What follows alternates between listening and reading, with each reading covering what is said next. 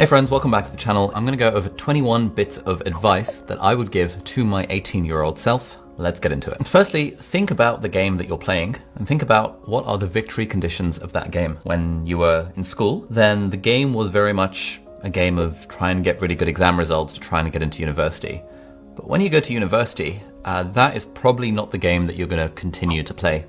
And you might fall into the trap of continuing to try and play that exam results game because it's just what you've known. But it's one of those things that if you are going to play that game, and there's nothing wrong with playing that game, but if you're going to play it, you want to do it intentionally rather than accidentally. And this question of what game am I really playing, it's actually quite a good one to keep asking yourself every few months, just to make sure you're still playing the game that you thought you were playing, and that crucially that you still want to be playing the game that you have found yourself playing. Because to be honest, that decision that you took when you were 16 to go to medical school, you don't need to hold yourself to that decision for the rest of your life. And you absolutely can and should ignore the sunk costs and just think, what's the game I'm playing right now? And is this the game that I really want to be playing? Secondly, you should try and develop some skills that you know are going to compound over the long term. Now, this is something that you won't appreciate when you're 18 because you're going to be just thinking about the short term. And you're going to be thinking, like everyone does, in their own interests in the here and now.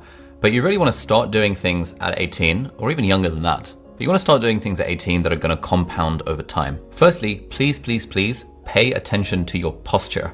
That is one of those things that when you're 18, you're spending hours and hours sitting on the computer hunched over like this because you're cool. You won't see any problems when you're 18. You won't have any pain. You won't have any issues like that. But further down the line, maybe when you're 26, you might be thinking, damn, my posture is really crap and I wish I'd corrected this 8 years ago. Point number 3, you really want to be taking lots more photos than you think you should.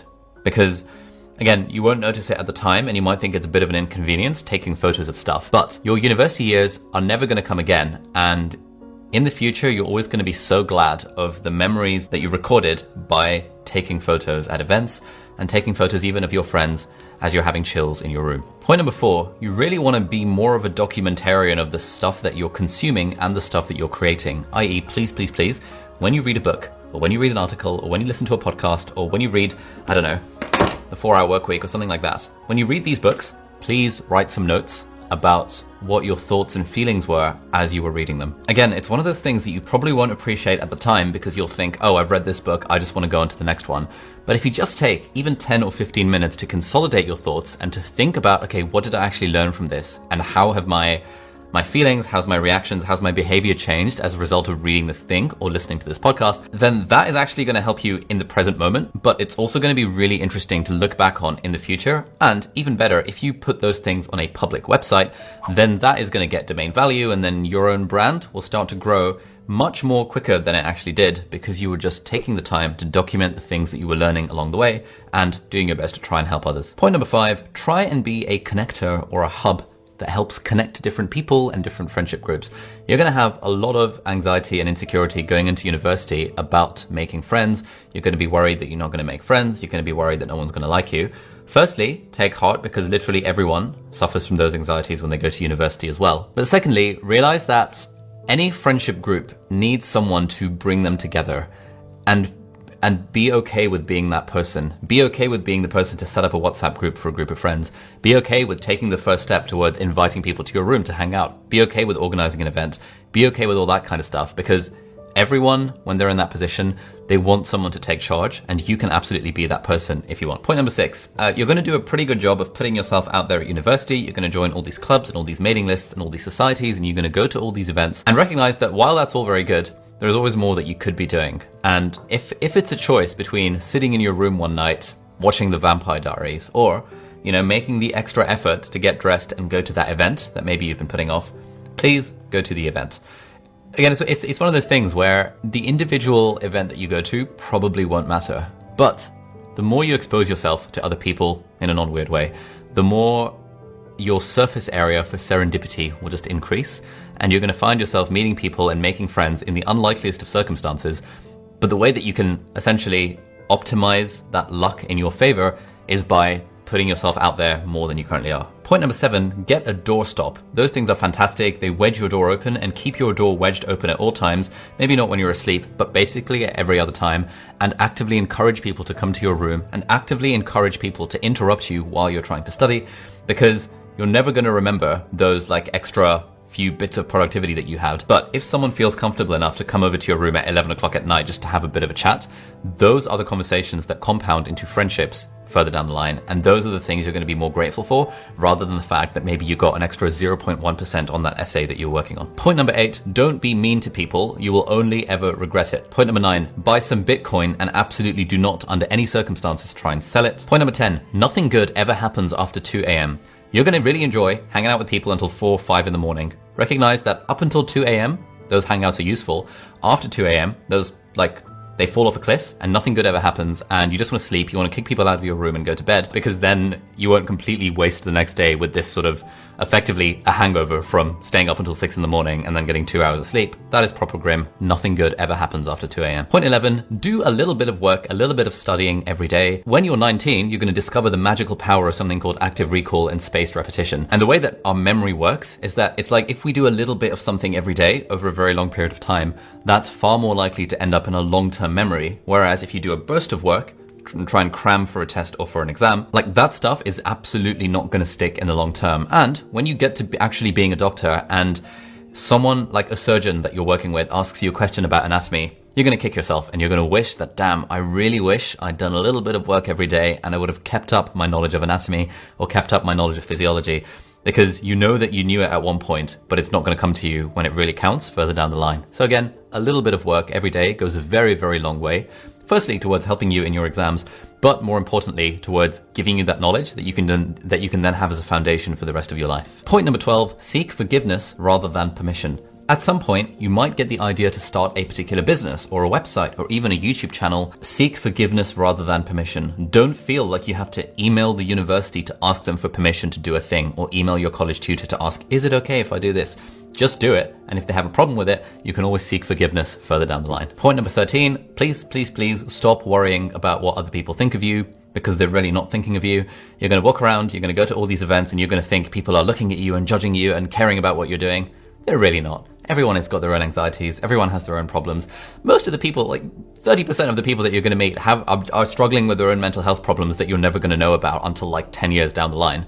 So don't worry so much about other people judging you, because they're really not. People are nice. People are friendly. People are just worried about themselves. So you do you, and stop worrying about it so much. Point number 14, whenever you're really struggling with something, ask yourself, how hard should this really be? And how hard can it be? And something that Tim Ferriss likes to say, what would this look like if it were easy? When you're in your first year of medical school at Cambridge, you're going to think it's a big deal. You're going to think, oh my God, I'm a first year medical student at Cambridge University. That's a big deal. This should be really hard. And you're going to convince yourself that it's really hard, and you're going to sabotage yourself because you're going to be acting in a way as if this thing is harder than it actually is. And then by the time you get to your second year, you're going to realize that, oh, actually this isn't so bad. And a big part of the anxieties that I had around it in my first year, a big part of those were actually because I just worked myself up, and my mindset was approaching this as if it's going to be hard. Point number 15, it's absolutely okay to skip lectures. Oftentimes the lecturers just read out from the lecture notes anyway, and you'll have the lecture notes.